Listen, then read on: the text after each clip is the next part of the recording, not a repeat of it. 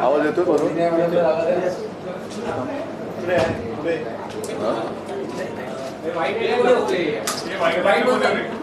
हा लाईट जरा लाईट हा वरती करा भाऊ. वरती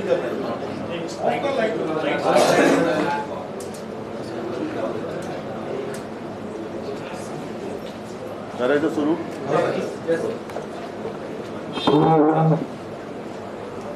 तुम्ही आत्ता जो प्रश्न विचारला नवीन विषय आहे का? विषय तर रोज नवीन नवीन आहेत, मात्र काही विषय हे खूप वर्षांपासून जसेच्या तसे आहेत. मी गेले काही दिवस कुठे माझी काही प्रतिक्रिया दिलेली नव्हती, कारण गणपती उत्सव होता, त्याच्यानंतर आता आपला दसरा मेळावा होणार. साहजिकच आहे, दसरा मेळाव्यात मला जे बोलायचं ते मी विस्ताराने बोलणारच आहे. आज मात्र मी जरा अस्वस्थ आहे, उद्विग्न आहे.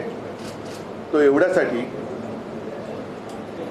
सध्या आरोग्य यंत्रणेचे जे काय 3:13 वाजलेले आहेत, 12 वाजलेले आहेत, ते बघितल्यानंतर खरोखर संताप येतो. कारण महाराष्ट्रामध्ये जेव्हा जगभरामध्ये कोरोनाचं संकट होतं तेव्हा महाराष्ट्रामध्ये महाविकास आघाडीचं सरकार होतं, मी मुख्यमंत्री होतो.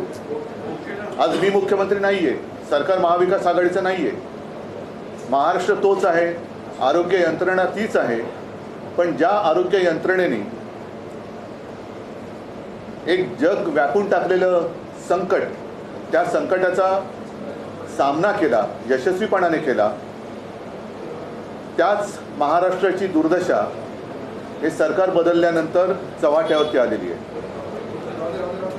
करोनाच्या काळामध्ये मग मुंबई मॉडेल असेल, महाराष्ट्र असेल, याच यंत्रणेने हेच डॉक्टर होते, डीन होते, परिचारिका त्याच होत्या, वॉर्ड बॉय तेच होते, यांनी जीवाची बाजी लावून रुग्णांची सेवा केली. आणि करोनावरती इलाज नसताना सुद्धा जी काही औषधं वापरली जात होती ती औषधं अगदी महाराष्ट्रातल्या कानाकोपऱ्यात, दुर्गम भागामध्ये सुद्धा पोचवण्याचं काम या यंत्रणेने केलं होतं. माझ्या माहितीप्रमाणे कदाचित महाराष्ट्र हा पहिला किंवा एकमेव असा प्रदेश आहे, राज्य आहे की दुर्गम भागात ड्रोननी सुद्धा औषधं पुरवठा केला गेला होता. ड्रोननी सुद्धा औषधं पुरवली होती. मी स्वतः नंदुरबारच्या एका टोकाच्या लसीकरण केंद्राला भेट दिली होती. तिथे सुद्धा लसीकरण झालं होतं. कुठेही औषधांचा तुटवडा नव्हता, लसीचा तुटवडा नव्हता, डॉक्टर व्यवस्थित होते. अगदी काही डॉक्टर्स आणि रुग्ण म्हणजे परिचारिका असतील किंवा वॉर्ड बॉय सुद्धा, यांचासुद्धा त्याच्यामध्ये मृत्यू झाला. पण ते कुठेही मागे हटले नाहीत, योद्ध्यासारखे लढले. आणि त्या योद्ध्यांना आज बदनाम केलं जाते. गेले काही दिवस ठाण्याचं रुग्णालय असेल, कळव्याचं असेल, छत्रपती संभाजीनगरचं रुग्णालय आहे, नागपूरचं आहे, अगदी नांदेडचं आहे, अजूनही काही ठिकाणच्या बातम्या येतातच आहेत. जबाबदार कोण? आणि मी आज जो म्हटलं की मला संताप एवढ्याच गोष्टीचा आलेला आहे, याच गोष्टीचा आलेला आहे. एक तर जबाबदारी कोणी घेत नाही आहे. ज्या वेळेला हे संकट महाराष्ट्रावरती आल्यानंतर मुख्यमंत्री कुठे आहेत? मी ज्या सरकारला 1 फूल 2 हाफ म्हणतो ते 1 फूल 2 हाफ कुठे आहेत? त्यातलं 1 फूल आणि 1 हाफ तर दिल्लीत आहेत, दुसरा हाफ कुठे कल्पना नाही मला. पण इकडे हॉस्पिटलमध्ये बळी जात असताना महाराष्ट्राचे मुख्यमंत्री हे दिल्लीमध्ये बसलेले आहेत. नक्षलवाद्यांचा सामना कसा करायचा? जरूर ते एक संकट आहे, पण रुग्णालयामध्ये जेवढे आज बळी गेलेले आहेत तेवढे काही वर्षांमध्ये नक्षलवाद्यांच्या हमल्यामध्ये बळी गेलेले नाहीत. मुख्यमंत्र्यांचं आणि दुसऱ्या हाफ उपमुख्यमंत्र्यांचं कर्तव्य होतं की या ठिकाणी जाऊन तुम्ही नेमकं काय आहे हे कारण शोधलं पाहिजे. नांदेडच्या डीनवरती सर्वोच्च मनुष्यवधाचा गुन्हा दाखल केलेला आहे. ठीक आहे, जो कोणी गुन्हेगार असेल, जर गुन्हेगार असेल तर जरूर त्याला शिक्षा द्या. पण नेमकं नांदेडच्याच डीनवरती सर्वोच्च मनुष्यवधाचा गुन्हा का दाखल केला गेला? कळव्याच्या रुग्णालयामध्ये सुद्धा बळी गेलेत, छत्रपती संभाजीनगरमध्ये सुद्धा बळी गेलेत, नागपूर सुद्धा त्या नागपूरमध्ये सुद्धा बळी गेलेत. पण हा काही योगायोग आहे का की ज्या डीनला एका मस्तवाल गद्दार खासदाराने संडास साफ करायला लावला, कोणत्या जाती जमातीचा, आदिवासी आहेत असं ते म्हणतात. मी कधीच जातपात असं बघितलेलं नाही आहे, सगळ्यांना एका न्यायाने मी वागवलेलं आहे. पण संडास साफ करायला लावल्यानंतर त्या गद्दारावरती ॲट्रॉसिटीचा गुन्हा दाखल केला गेला म्हणून धमकवण्यासाठी त्या डीनवरती सरोज मनुष्यवधाचा गुन्हा दाखल केला गेला आहे का? औषधांचा तुटवडा हा राज्यभर आहे. या 2-3 बातम्या आहेत की मंत्री म्हणत आहेत की औषधं मुबलक आहेत, पण प्रत्यक्षात खडखडाट आहे. ह्या बातम्याच मी मुद्दा म्हणून तुमच्याच माध्यमातून आलेल्या बातम्या आहेत. मग त्या इलेक्ट्रॉनिक मीडिया असेल किंवा प्रिंट मीडिया असेल, त्या तुम्हीच छापलेल्या आणि तुम्हीच दिलेल्या बातम्या आहेत. मग हे नेमके मंत्री कोण आहेत? कारण हे खातं हे विभागलं गेलेलं आहे. आरोग्य खाते विभागले गेले, हॉस्पिटल कोणाकडे आहेत, बाकी काय कोणाकडे आहे. पण मग हे जे मंत्री दावा करतायत ते कोणी असतील? ही एक बाजू ते मांडत असताना दुसरीकडे तो सुद्धा व्हिडिओ फिरतोय, तुमच्याच माध्यमातून आलेला आहे. चंद्रपूरमधली एक महिला सांगते की आम्ही काय करणार, औषधं आणण्यासाठी आम्हाला लिहून दिलं जातं आणि बाहेरून औषधं खरेदी करा असं सांगतायत. मग प्रधानमंत्र्यांच्या ज्या काही योजना आहेत, महाराष्ट्र सरकार ज्या काही योजना आहेत, महात्मा फुले काय जन आरोग्य योजना आहे, आणखीन काही योजना आहेत, मुख्यमंत्री सहायता निधी आहे, तो मुख्यमंत्री सहायता निधीतून ह्या सगळ्या औषधांचा खर्च केला जाणार आहे का? कारण त्याची सुद्धा एक मला असं वाटतं चौकशी व्हायला पाहिजे की नेमकी ती मदत कोणाला जाते, ती बिलं खरी आहेत तर त्याच्यात सुद्धा काही आहे. हा एक संशोधनाचा विषय दुसरा होऊ शकतो. पण आज औषधं कुठे नाही. करोनाच्या काळामध्ये कुठेही औषधाचा तुटवडा नव्हता. आज दुसरी कोणतीही साथ नाही आहे. साथ आहे ती भ्रष्टाचाराची साथ आहे. अगदी आरोग्य खात्यातली ज्या काही पोस्टिंग आहेत त्याच्यासाठी सुद्धा रेट कार्ड ठरवलं गेलेलं आहे असं म्हणतात, असं माझं कानावरती येत आहे. अगदी औषधं खरेदी सुद्धा आता दरानुसारच, म्हणजे निविदा प्रक्रिया होणार बंद. मग हे कोणत्या तोंडाने भ्रष्टाचारावरती बोलणार? निविदा प्रक्रियेशिवाय जर का औषध खरेदी करणार असाल तर याचा अर्थ तुम्ही सरळ भ्रष्टाचाराला दार उघडं करून देत आहात. आज सुद्धा जिथे जिथे औषध खरेदी झालेली नाहीत किंवा औषधं पोचलेली नाहीत तिकडे कोणाचे दलाल बसलेत का याची सुद्धा CBI चौकशी झाली पाहिजे. कारण जर मागे तुम्हाला कल्पना आहे युतीचं सरकार होतं तेव्हा धरण फुटलं तर खेकड्यांमुळे धरण फुटलं होतं. असे काही खेकडे त्यांच्या हातामध्ये हा कारभार गेलेला आहे का की जे हे जे काही धरण आहेत ते फोडून भ्रष्टाचाराचं पाणी आपल्या शेतामध्ये वळवत आहेत, असं काही आहे का? हा सगळा जो प्रश्न आहे, मला असं वाटतं हे सरकार आज सामराने सुद्धा अग्रलेख लिहिलेला आहे, यमाचा दरबार यांनी स्थापलेला आहे. हे सरकार हे नंतर आज आता गोरेगावला पहाटे आग लागली, मुख्यमंत्र्यांनी लगेच मरत जाहीर केली, ठीक आहे, ती करायलाच पाहिजे. पण नुसतं मृतांच्या नातेवाईकांना मदत देऊन भागतंय का? ज्यांचा जीव जातोय ते जीव काय कोणी परत आणू शकत नाही. यांच्याकडे स्वतःच्या जाहिराती करायला पैसे आहेत. हे सरकार, या सरकारला खोके सरकार म्हणतात. ते कशामुळे म्हणतात तुम्हाला माहिती आहे? त्याच्यासाठी यांच्याकडे खोके आहेत. गुजरातमध्ये जाऊन मजामस्ती करायला, गुवाहाटीला जाऊन मजामस्ती करायला, गोव्यात जाऊन टेबलवरती नाचायला यांच्याकडे पैसे आहेत. पण महाराष्ट्रातील रुग्णांचे जीव वाचवायला यांच्याकडे पैसे नाहीत. असंच सरकार, या सरकारची आता मला असं वाटतं निपक्षपातीपणाने CBI चौकशी झाली पाहिजे. मी निपक्षपातीपणाने एवढ्यासाठी म्हटलं कारण काही जणांवरती जे गुन्हे दाखल केले गेले होते त्यांच्या चौकशीचा फार्स करून त्यांना क्लीन चिट देण्यात आली. हा चौकशीचा फार्स आहे. म्हणजे नुसते विरोधकांच्या मागे चौकशीचं शुक्लकाष्ट लावायचं आणि स्वतःच्या भ्रष्टाचारांना मोकाट कुरंट सोडून त्याच्यावरती चराला द्यायचं, हा काही कारभार नाही आहे. आणि या सरकारबद्दल मी एक फुल दोन हाफ जे म्हटलं त्यातले दुसरे जे उपमुख्यमंत्री आहेत अजितदादा पवार, ते जेव्हा आमच्यामध्ये होते, विरोधी पक्ष नेते होते, त्यांनी कोर्टाने या सरकारवरती मारलेले ताशेरे जे होते ते भर सभेत बोलले होते. ते ताशेरे म्हणजे हे सरकार नपुसक आहे. कोर्टाला हे कळलेलं आहे की हे सरकार कसं आहे. अगदी सर्वोच्च न्यायालयाला सुद्धा कळलेलं आहे. पण हे सरकार आता लवकरात लवकर घालवलं पाहिजे, कारण याच्या या भ्रष्ट कारभारामुळे लोकांचे आता बळी जायला लागलेले आहेत. आणि म्हणून मला असं वाटतं की जनतेने सुद्धा आता जागं झालं पाहिजे. मी महाराष्ट्रातल्या तमाम शिवसैनिकांना आणि शिवसेनेच्या पदाधिकाऱ्यांना एक विनंती करतोय की ज्या काही तक्रारी माझ्यापर्यंत पोहोचत आहेत त्या काही माध्यमातून सुद्धा येत आहेत, काही माझ्या शिवसैनिकांच्या माध्यमातून पण येत आहेत. सर्वांना सांगतोय आपापल्या जिल्ह्यातील, आपापल्या तालुक्यातील सरकारी रुग्णालयात जाऊन तिथल्या डीनना आणि डॉक्टर्सना विश्वासात घेऊन, कारण ते गुन्हेगार नाही आहेत, औषधाचा पुरवठा होत नाही हा काही त्यांचा दोष नाही आहे, पण वस्तुस्थिती जी काही आहे, कुठे कुठे हॉस्पिटलमध्ये औषधं किती पोचलेली आहेत, किती तुटवडा कधीपासून आहे. कारण मला आठवतं आहे की जोपर्यंत आमचं सरकार होतं तोपर्यंत महाराष्ट्रामधल्या प्रत्येक सरकारी हॉस्पिटलमध्ये किती कोणत्या म्हणजे रोज किती साठा आहे, तो साठा आणि पुरवठा हे सगळं कॉम्प्युटराईज होतं. ती पद्धत आज चालू आहे का? नसेल तर ती कोणी बंद केली? आणि जो मंत्री ज्याला कळलं की हाफकिनच्या माध्यमातून औषध खरेदी होते तर त्यांनी विचारलं की कोण आहे हाफकिन?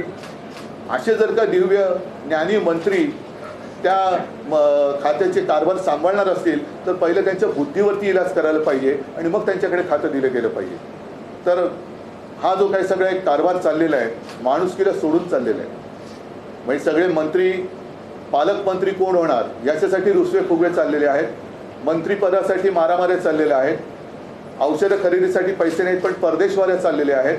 लोकशाही स्वतःच रुग्णासारखी टेबलवर पडलेले असताना आपले ट्रायब्युनल जे आत्ताचे आहेत ते म्हणजे पेशंट टेबलवरती आणि डॉक्टर दौऱ्यावरती अशी त्याची परिस्थिती होती.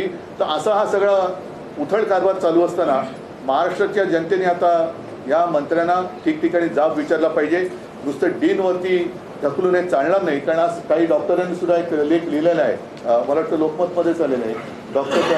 डॉक्टर मुळके का काहीतरी त्यांचं नाव आहे, डॉक्टर मुळके, बरोबर आहे. त्यांनी तेच म्हटलेलं की सगळे डॉक्टर आपण डॉक्टरांच्या माती का मारताय, बरोबर आहे. आणि मी हेही मान्य करतो की आमचं सरकार असताना सुद्धा काही जागा रिक्त होत्याच, पण त्याचा फटका हा आम्ही रुग्णांना पडू दिला नव्हता. दुसरा एक महत्त्वाचा मुद्दा असा की गेल्या 4-5 दिवसात जे काही बळी गेलेत त्याला कारण एक हेही असू शकेल, त्याचीसुद्धा चौकशी झाली पाहिजे की जेव्हा सलग सुट्ट्या येतात तेव्हा डॉक्टरांच्या ड्युटीज ह्या लावून दिल्या जातात. नाहीतर सगळेच थोडे सुट्टी म्हटल्यानंतर शिथिलता येते. खाजगी रुग्णालयामध्ये सुद्धा एक सुट्टीचा नाही म्हटलं तरी वातावरण असतं, कारण डॉक्टरसुद्धा माणसं आहेत. पण त्यावेळेला यंत्रणा म्हणून जी काही असते ती यंत्रणा तिथे दिसते, प्रशासन तिथे दिसतं की ह्या सुट्टीच्या दिवसामध्ये थोडंसं ड्युटी अरेंज करून त्यांना ती द्यायचं की जेणेकरून रुग्ण आल्यानंतर किती कोणत्याही आजाराचा असला तरी त्या ह्याचा एक तरी डॉक्टर तिकडे हजर पाहिजे. तर ह्या ड्युटीज लावल्या गेल्या होत्या का? औषधं नसतील तर औषधं कशामुळे नाही आहेत? आणि आता विना निविदा जर का औषध खरेदी होणार असेल तर हे भ्रष्टाचाराला उघड आमंत्रण आहे. आणि मग हे भ्रष्टाचाराविरुद्ध लढणाऱ्या पंतप्रधानांना सुद्धा मान्य आहे का? हाच माझा एक प्रश्न आहे. विषयावर हिअरिंग होत होती आता हायकोर्टमध्ये. सरकारच्या असं म्हणणं आहे की गावाचे जे रुग्णालय आहेत त्यात पेशंट एकदम सिरियस झाल्यानंतर ऍडमिट होतात म्हणून मृत्यू पडते. हे आता नवीन काय पद्धत आली का? आतापर्यंत काय असे रुग्ण येत नव्हते हॉस्पिटलमध्ये? हा म्हणजे अत्यंत नालायकपणा आहे, निर्गुणपणा आहे. पेशंट सिरियस झाल्यावरती आलं तरी तो औषधाविना का जातोय? मग तुमच्याच माध्यमातून जे काही दिसतंय, आज मी म्हटलं ना चंद्रपूर, त्यांना लिहून दिलं जातं, औषधाच्या लिस्ट दिलं जातं, हे औषध बाहेर जाऊन खरेदी करा. मग जर का पेशंट सिरियस असेल तर त्या चिंतेत असलेल्या रुग्णांना तुम्ही बाहेर जाऊन औषधं खरेदी करून आणायला होतं का? तुमच्याकडे औषधं का नाही? पेशंट सिरियस असेल किंवा नसेल पण इलाज करणे तुमचं काम आहे. म्हणून तर तुम्ही सरकारी हॉस्पिटल ती यंत्रणा उभी केलेली आहे. तिकडे औषधाचा पुरवठा होतोय की नाही? आणि जर आता पुन्हा सांगतोय विदाऊट टेंडर औषध खरेदी करणार असाल तर मग चौकशी कोणाची चौकशी करणार? राज्य सरकारने जे कारण दिले न्यायालयामध्ये आता त्यांचं म्हणणं की मनुष्यबळ कमी आहे आणि त्यामुळे अशा प्रकारचे मृत्यू घडतात. त्यानंतर खडसर म्हणजे उच्च न्यायालय सुद्धा मनुष्यबळ, मी पुन्हा एकदा सांगतो, मनुष्यबळ किंवा काय मी असं म्हणतच नाही की आमच्या वेळेला मनुष्यबळ पूर्ण होतं. आमच्या वेळेला सुद्धा कमी होतंच, पण त्या मनुष्यबळावरतीच आम्ही करोनाचा सामना केला होता. त्याच मनुष्यबळावरती तेच डॉक्टर होते, हीच यंत्रणा होती. पण त्याच्यात रुग्णांची संख्या खूप होती, औषधं म्हणजे इलाज नव्हता. तरी देखील जी काय औषधं वापरली जात होती त्या औषधांचा कुठे आम्ही तुटवडा होऊ दिला नव्हता, ऑक्सिजनचा दिला नव्हता. आता मात्र कसली साथ नसताना भ्रष्टाचाराची साथ आलेली आहे, त्याचे हे बळी आहेत. हाईकोर्टाने सांगितलेलं की जर याच्या पुढे मनुष्यबळ की कमी की वजह से या फिर मैन पावर या दवाई की कमी की वजह से कोई भी मौत होती तो क्या बर्दाश्त नहीं करेंगे नांदेड़ नाही. पण त्याच्यावरती काय होते, मी पूर्ण कोर्टाचा आदर करून बोलतोय की कोर्टाने कुठेतरी यांना धडा शिकवला पाहिजे, एक कुठेतरी कारवाई केली पाहिजे. त्याच्याशिवाय सुधारणार नाही. कारण कोर्टाने ताशेरे मारल्यानंतर यांच्याकडनं वेळ मारून नेली जाते आणि पुन्हा कोण अशी दुर्घटना घडल्यानंतर पुन्हा तेच येणे माझ्या मागल्या ते सुरू होतं. म्हणून मला असं वाटतं की एकदा यांना दणका कोर्टाने दिला पाहिजे. विशेष म्हणजे सर्वोच्च न्यायालयाने सुद्धा आता लोकशाहीचा जास्त अंत न पाहता निर्णय दिला पाहिजे. सर, जून महिन्यामध्ये मेडिकल कॉलेजेसमधल्या सर्व जवळपास 400 डॉक्टरांच्या घाऊक बदल्या मोठ्या प्रमाणात झाल्या होत्या आणि त्यामुळं भाऊक की भाऊक घाऊक मोठ्या प्रमाणात नाही म्हणून म्हटलं भाऊक म्हणजे भावना नाही. त्या भाऊकचा अर्थ तुम्हाला कळला असेल. रक्तापडकी बदल्या अशा झाल्या होत्या आणि त्यातले जवळपास नाही आता सध्या डॉक्टर्स या अद्यापर्यंत आता जे पोस्टिंग चाललेलं आहे हे मी आरोप करत नाही, ही कुजबूज आहे. आताची जी पोस्टिंग आहे त्याचं रेट कार्ड ठरवलं गेलं असं माझ्या कानावर आलं. उद्धवजी, तुम्ही विद्यमान सरकारच्या आरोग्य व्यवस्थेवर म्हणजे त्यांच्या माध्यमातून जी आरोग्य व्यवस्था सुरू आहे त्यावर चिंता व्यक्त करत आहात, पण विद्यमान सरकार तुमच्या नेतृत्वाखाली झालेल्या प्रकारांकडे बोट दाखवत आहे. नाही ते जाऊ द्या. असे भ्रष्टाचार असेल, म्हणूनच माझं म्हणणं आहे झालेली मृत्यू असतील, हा तुमचा प्रश्न नवजात बालकांचा झालेला मृत्यू असेल विदर्भातल्या एका हॉस्पिटलमध्ये, या गोष्टींकडे तुमचे हा तुमचा प्रश्न त्यांच्या वतीने अगदी योग्य आहे. हा तुम्ही त्यांच्या वतीने विचारलेला प्रश्न मला अगदी योग्य आहे. पण तरी देखील मी अभिमानाने सांगेन की त्यावेळेला करोना काळामध्ये महाराष्ट्र सरकारने केलेलं काम हे सर्वोत्तम आहे म्हणून जागतिक दर्जावरती गौरव त्याचा झाला होता. आणि त्याच काळामध्ये राज्यातल्या सर्वोत्तम मुख्यमंत्र्यांमध्ये माझं नाव येत होतं. हे माझं कौतुक नव्हतं तर या यंत्रणेचं कौतुक होतं. त्याच्यामुळे नुसती बोटं दाखवून चालणार नाही आहे. आत्ता जे काय यांचं खोटं सगळं पडलेलं आहे त्याच्यावरती बोला. आज तर कुठेही साथ नाही आहे. मनुष्यबळ हेच होतं, डॉक्टर हेच होते. आणि त्यावेळेला तर निविदा प्रक्रियेतनं औषधं खरेदी केली जात होती, हाफकिनच्या माध्यमातून केली जात होती. आता जर आरोग्यमंत्र्याला हाफकिन ही संस्था आहे तर आता कोणतरी दलाल आहे हेच माहिती नसेल तर ते कोणाकडे बोट दाखवणार. आरोग्यमंत्री यामध्ये कुठेही चित्रात दिसत नाहीये ना. त्यांनी जाऊन भेट घेतलेली आहे. महाविकास आघाडीमधील जे माजी मंत्री नेते ते जाऊन तिथे भेट देत आहेत, मात्र आरोग्यमंत्री कुठेही या चित्रामध्ये नाही. ते पोस्टरवरती दिसतील तुम्हाला. तेच तर आहे, यांच्या जाहिराती करायला यांच्याकडे पैसे आहेत. या सगळ्या यात्रा सहली करायला, आमदार इकडे तिकडे फिरवायला, खासदारांना फिरवायला पैसे आहेत, मात्र औषधं खरेदी करायला पैसे नाहीत. हे फार संतापजनक आहे. नाही आता याच्यापूर्वी बघा शेवटी जबाबदारी कोणीच घ्यायला तयार नाही आहे. जालनामध्ये मराठा समाजाचं जे जरांगे पाटलांच्या नेतृत्वाखाली आंदोलन सुरू होतं त्याच्यावरती अतिरेक्यांसारखी पोलीस कारवाई झाली, कोणीच जबाबदारी घेतली नाही. वारकऱ्यांवरती लाठी हल्ला झाला, कोणीच जबाबदारी घेतली नाही. बारसूमध्ये तर महिलांना अत्यंत निर्घुणपणाने मारहाण केली, कोणीच जबाबदारी घेतली नाही. आता सुद्धा मुख्यमंत्र्यांच्या कळव्यामध्ये सुद्धा काही दिवसापूर्वी बळी गेले तरी सुद्धा मुख्यमंत्री तिकडे फिरकले नाही आहेत. आत्ता नागपूरमध्ये बळी गेले, उपमुख्यमंत्री फिरकले नाहीत.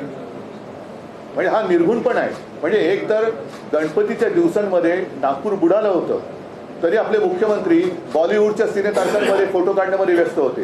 का नागपूरमध्ये ज्यांच्या घरात पाणी घुसलं त्यांच्या घरात गणपती नव्हते का? ते हिंदू नव्हते? म्हणजे जर तुम्हाला हिंदू मुस्लिम करायचं असेल, गणपती घरी होते म्हणत असाल तर गणपती त्यांच्याही घरी होते ज्यांच्या घरामध्ये नागपूरमध्ये पाणी घुसलं. मग तेव्हा मुख्यमंत्री का नाही गेले? ते आपल्या सहकुटुंब सहपरिवारासह सगळ्यांना फिरून बोलून बॉलिवूडच्या ताऱ्यांसोबत फोटो काढण्यात मग्न होते. आता सुद्धा मुख्यमंत्री का जात नाही तिकडे? सर, एकीकडे सरकार म्हणताय की फंड डिस्पर्स केले जात आहेत, पण दुसरीकडे 30% 70%चा जो घोळ आहे प्रोक्युअरमेंट होत नाहीये. हाफकिन म्हणताय आता आमच्या हातात काही नाहीये. कुठेतरी एक नॉन कोऑर्डिनेशन आहे आणि सरकार सिरियस नाहीये असं वाटतंय. नक्कीच माझ्या म्हणण्याचा रोख तोच आहे की महाराष्ट्र आता 1960 सालापासून महाराष्ट्र एक राज्य अस्तित्वात आलं. त्याच्यानंतर गेली इतके वर्ष आपलं कारभार चाललेला आहे, एक यंत्रणा लागलेली आहे. आणि मी पुन्हा सांगतो की करोना काळामध्ये जी यंत्रणा होती तीच यंत्रणा आत्तासुद्धा आहे. मग करोनामध्ये ज्यांनी महाराष्ट्र वाचवला ती यंत्रणा आत्ता नालायक कशी काय होऊ शकते? म्हणजेच यांचं फक्त धुसफूस चाललेली आहे, तुतू महिमा चाललेला आहे. पालकमंत्रीपदावरनं मारामाऱ्या चाललेल्या आहेत, मंत्रिपदावरनं मारामाऱ्या चाललेल्या आहेत, पण जनतेसाठी कोणीच लढत नाहीये.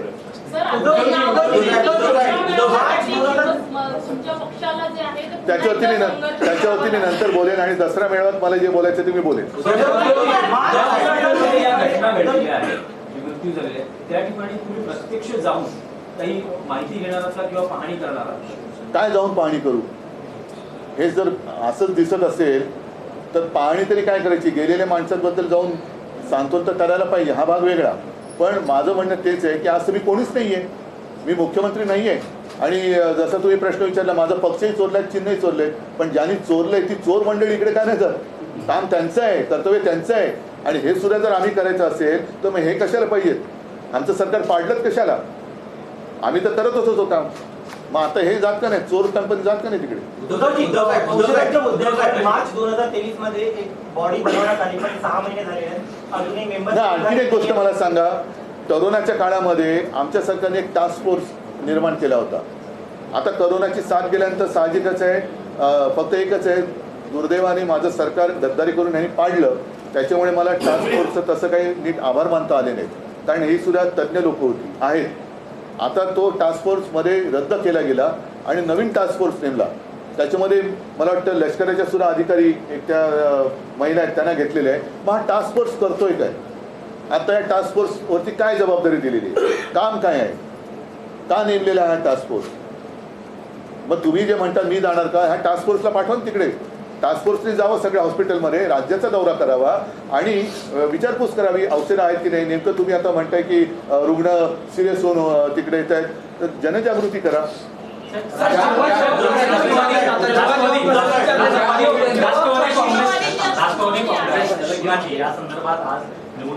मला आज त्याच्याबद्दल काही बोलायचं नाहीये, मला फक्त महाराष्ट्राच्या आरोग्याबद्दल. त्याला उत्तर न देता प्रतिभा मलिन करण्याचा प्रयत्न केला जातो असं मला वाटतंय का.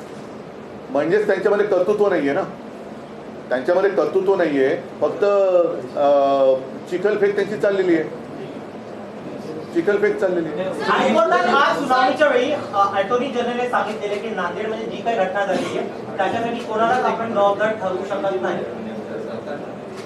पण म्हणजे काय, म्हणजे काय, मॅनपॉवर बद्दल सांगत नाहीये किंवा. हो, पण त्या डीनवरती सदोष मनुष्यवधाचा गुन्हा दाखल झाला असं मी वाचलं. आणि म्हणून तर मी तुम्हाला बोलवलं की जर त्यांच्यावरती त्यांना संडास साफ करायला लावला आणि म्हणून त्या गद्दारावरती जर काय अॅट्रॉसिटी झाली म्हणून यांच्यावरती सदोष मनुष्यवधाचा गुन्हा दाखल होणार असेल तर मग बाकी ठिकाणी का नाही होते. संभाजीनगर वारंवार केवळ दुर्घटना घडत आहेत, त्याच्यावर सरकारकडून काही कारवाई होताना किंवा प्रतिबंधात्मक उपाय होताना दिसत नाही. अशा वेळी काय केलं पाहिजे किंवा शिवसेना काही आक्रमक भूमिका. बघा, शेवटी असं आहे, शिवसेना आक्रमक भूमिका घेणार, आक्रमक भूमिकेचा अर्थ तुम्हाला कळतो, म्हणजे पुन्हा याच डॉक्टरांवरचा ताण वाढणार, असंच त्याचा अर्थ झाला ना की आम्ही आक्रमक झाल्यानंतर काहीतरी घडलं, पुन्हा याच डॉक्टरांवरती ताण वाढणार.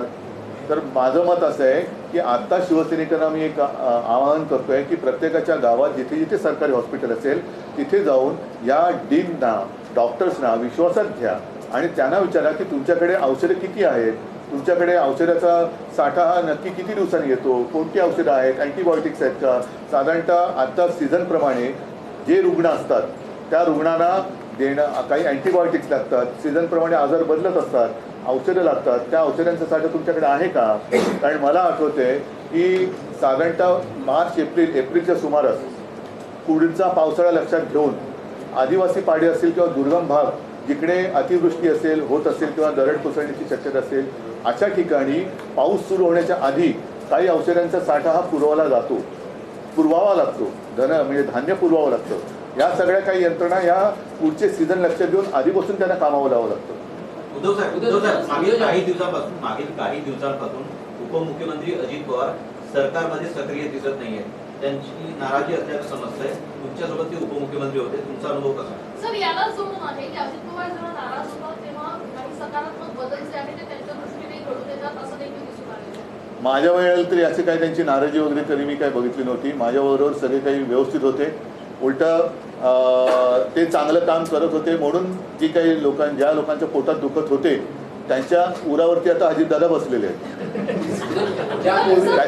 त्याच्यामुळे खरं अजितदादांपेक्षा ज्यांच्या उरावरती बसलेत त्यांनी नाराज व्हायला पाहिजे आणि ज्यांनी त्यांना बसवलंय त्यांच्याही ते उरावर बसलेत म्हणून त्यांनी नाराज व्हायला पाहिजे. ज्या कोविड यंत्रणांचं तुम्ही कौतुक करताय त्याच मुंबई महानगरपालिकेच्या अनेक यंत्रणांची वेगवेगळ्या माध्यमाची चौकशी सुरू आहे, अनेकांना समज दिली जात आहे. ज्या कोविडमध्ये मी तुम्हाला तेच सांगितलेलं, आता दिनेशनी तोच प्रश्न विचारला होता. हे स्वतः भ्रष्ट लोक आहेत आणि मग आता काय होतं, काही काही गोष्टी मी रस्त्याच्या वेळेस बोलणार आहेत की कोणत्या तोंडाने चौकशी करणार, आज तर कोणतीही साथ नाही आहे.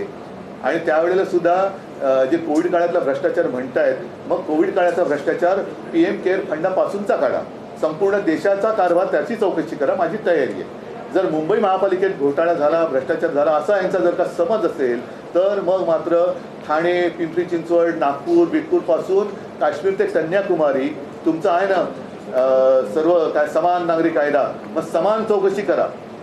अगदी उत्तर प्रदेश पण त्याच्यात घ्या, गुजरात पण त्याच्यात घ्या. व्हेंटिलेटर कोणाकडनं घेतले होते, ते का बिघडले होते, या सगळ्याचा तुम्ही पर्दाफाश करा, आमची तयारी आहे. सर, या सरकारकडून वेगवेगळे मेडिकल कॉलेजेस जाहीर केले जातात, पण इकडे डॉक्टरांची भरती होत नाही असा आक्षेप डॉक्टरांनी घेतलाय.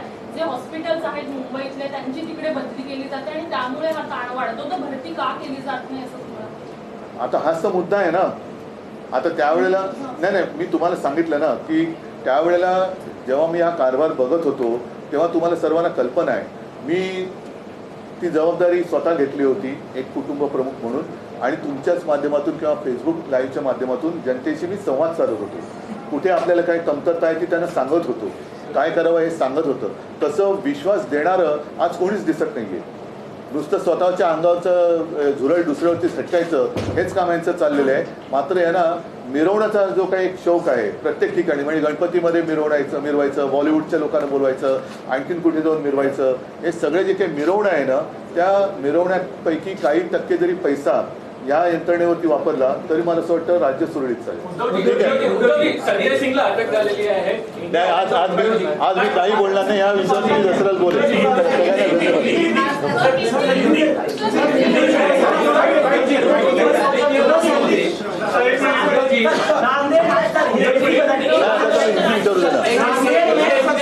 मरीज लगातार मर रहे हैं, सरकार कह रही है दवाई कमी है कि जमीन पर हकीकत अलग है.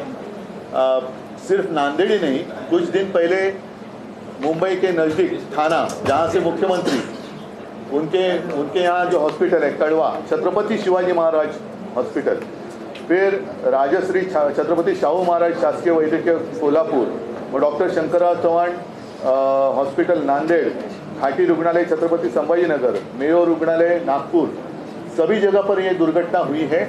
और मैं तो यही कहता हूँ, जो भी सिस्टम है, यंत्रणा, वो वही है जिसने कोरोना के समय में काम किया था, अच्छा काम किया था, और उसके नतीजे आप सबको पता है. उस वक्त मैं चीफ मिनिस्टर था और कई बार देश में एक अच्छा मुख्यमंत्री, उसमें मेरा नाम आया था. वो गौरव मेरा नहीं था, इन लोगों का था. यही डॉक्टर्स है, यही नर्सेस है, यही सब वार्ड बॉयज़ है. उस वक्त कोरोना के लिए कोई इलाज नहीं था, लेकिन जो भी दवाइयाँ यूज़ कर रहे थे उनकी कभी भी हमने कमी नहीं होने दी थी. आज अचानक ऐसे क्या हो गया, कौन सी ऐसी बीमारी है, कौन सी ऐसी महामारी आई है कि लगातार लोग मर रहे हैं और कोई कुछ नहीं बोल रहा है, कोई कुछ नहीं बोल रहा है. किसकी जिम्मेदारी है? कहाँ है हेल्थ मिनिस्टर? कहाँ है? दो हेल्थ मिनिस्टर है, एक चीफ मिनिस्टर और दो, जिससे मैं एक फुल दो हाफ कहता हूँ. कहाँ गए वो लोग? मुख्यमंत्री भी नहीं है, दोनों उप मुख्यमंत्री नहीं है. मुझे जानकारी मिली कि मुख्यमंत्री और फडणवीस साहब तो दिल्ली में बैठे हैं, वहाँ नक्सल के बारे में, उनके बारे में कुछ मीटिंग चल रही है. ठीक है, मैं मानता हूँ वो भी विषय महत्वपूर्ण है, लेकिन जितने सारे लोग मर गए, दुर्भाग्य की बात है, नक्सलियों के हमलों से ज़्यादा लोग सरकार के अस्पताल में मर रहे हैं, तो प्राथमिकता किससे देनी चाहिए? डॉक्टर को बलि का बकरा बनाया है. डॉक्टर, हाँ वही मैं बोलता हूँ ना, तो प्राथमिकता किसे मिलनी चाहिए? मुख्यमंत्री वहाँ जाने चाहिए, उप मुख्यमंत्री वहाँ जाने चाहिए. नागपुर में होने के बावजूद जहाँ से देवेंद्र फडणवीस जी आते हैं, उनके लिए मैंने एक शब्द का इस्तेमाल किया था तो बहुत ही मिर्ची लगी थी उनको, लेकिन आज वो क्या कहेंगे अपने आप को? नागपुर में हादसा होने के बाद भी देवेंद्र फडणवीस वहाँ नहीं जा रहे हैं. अजित पवार साहब तो पता नहीं उनकी नाराज़गी दूर हुई या नहीं हुई. और दूसरे हमारे जो मुख्यमंत्री, जिसे इलीगल बेकायदा सरकार चलवणारे मुख्यमंत्री हैं, उनकी तो कोई जिम्मेदारी नहीं है. और सबसे दुख से भी ज़्यादा मैं कहता हूँ कि गुस्से की बात यह है कि नांदेड़ की जो डीन है, उनको एक हमारे गद्दार सांसद है, उन्होंने शौचालय संडास साफ करायला लावलेला, और उसके लिए उनके ऊपर एट्रोसिटी की केस हो गई. और उसका नतीजा ये हुआ कि उनको अभी उनके ऊपर केस दाखिल कर दी गई, सदोष मनुष्यवधाचा गुन्हा. अगर उनका गुना है तो कड़वा में किसका गुना है, नागपुर में किसका है, छत्रपति संभाजीनगर में किसका है, जहाँ भी ऐसे सारे मृत्यु हो रहे हैं वहाँ कौन गुनहगार है। असलियत तो यही है कि खुलेआम भ्रष्टाचार चल रहा है। अब तो जो न्यूज़ आई है विदाउट टेंडर वो दवाइयाँ खरीदने जा रहे हैं। मंत्री तो कहते हैं कि हर जगह अभी दवाइयाँ है, दवाइयों की कमी नहीं है, लेकिन सच्चाई यही है जिसकी असलियत जो है आपके माध्यम से सब पूरी दुनिया देख रही है। चंद्रपुर हो या कहीं भी हो, कोई पेशेंट जाता है तो उनको वहाँ दवाइयाँ नहीं मिलती, उनको प्रिस्क्रिप्शन दिया जाता है और बाहर से जाकर खरीद करके लाओ। तो बोलते फिर जो कुठली आपली ती महात्मा ज्योतिबा फुले जन आरोग्य योजना है और प्रधानमंत्रियों की, फिर वो योजना गई कहाँ? तो ये सारा मामला देखने के बाद इनके पास कोई संवेदना नहीं रही है और इनको कोई भी सरकार चलाने का अधिकार नहीं है। सारे लोगों ने, एक तो मैं कहता हूँ सरकार ने इस्तीफा देना चाहिए, अगर नहीं तो दोनों जो आरोग्य मंत्री है उन्होंने इस्तीफा देना चाहिए। हाईकोर्ट से फटकार और ये जो सब कुछ हुआ है तो उसकी सीबीआई जांच होनी चाहिए। हाईकोर्ट से फटकार लगे, आपको लगता है कुछ बदलाव आएगा? क्योंकि कोर्ट में उनकी निजी कोर्ट ने फैसला देना चाहिए। कोर्ट तो हमेशा उनको फटके देती रहती है, फटक्यावरती फटका सरकार देते, कोर्ट देते, पण सरकार एवढं निगरगट्ट झालेलं आहे, उनको कुछ पडी नाही है, कुछ पडी नाही है उनको। उद्धवजी, एक राजकीय विषय होता की पहाटेच्या शपथविधीचं कवित्व अभिनय सुरू आहे। रोज नवे धक्कादायक खुलासे होत असतात। फडणवीसांनी आता नवा घटस्फोट केलाय की राष्ट्रपती मला या सगळ्या विषयावरती दोन्ही बाजूला पवार डील करतो। मी या विषयावरती दसऱ्याच्या मेळाव्यात जरूर बोलेन, पण आजचा विषय जो आहे तो फार गंभीर आहे। कारण हे राजकीय विषय आहेत, पण मी राजकारण करताना माणुसकी कधी सोडणार नाही। त्याच्यामुळे माझ्या राज्यातली माणसं जर औषधाशिवाय तडफडून मरत असतील तर मी त्याच्यात राजकारण करू इच्छित नाही। पण ह्याच्यात जे खरे गुन्हेगार आहेत त्या गुन्हेगारांना सजा झालीच पाहिजे। आणि मंत्री असोत किंवा कोणी असो, त्यांचं जे काही दुर्लक्ष आहे, एक तर त्यांना त्याच्यात ज्ञान आहे की नाही हा एक महत्त्वाचा विषय आहे। आणि म्हणून मी म्हटलं की सरकारच्या एवढ्या ज्या योजना आहेत त्या योजना गेल्या कुठे? मग हा जो काय खर्च जनतेला करायला लावतात तो खर्च मुख्यमंत्री सहायता निधीतून होणार आहे का? महात्मा फुले जन आरोग्य सेवेतनं होणार आहे का? प्रधानमंत्री काय योजना असेल त्याच्यातनं होणार आहे का? PM केअर फंडातून होणार आहे का? कोणाला प्रश्न विचारायचे कोणी? कारण प्रश्न ज्यांनी विचारला त्यांच्या मागे तुम्ही चौकशीचा शुल्क कष्ट लावता। जर ह्यांचा भ्रष्टाचार दाखवला तर हे उलटी बोटं दाखवतात, जिथे भ्रष्टाचारच नाही आहे तिकडे बोटं दाखवून हे सुटू शकत नाही। कारण शेवटी कोणी किती काही म्हटलं तरी अनुभव हा सगळ्यात मोठा गुरु असतो आणि तो अनुभव या सरकारचा ही जनता घेते आहे।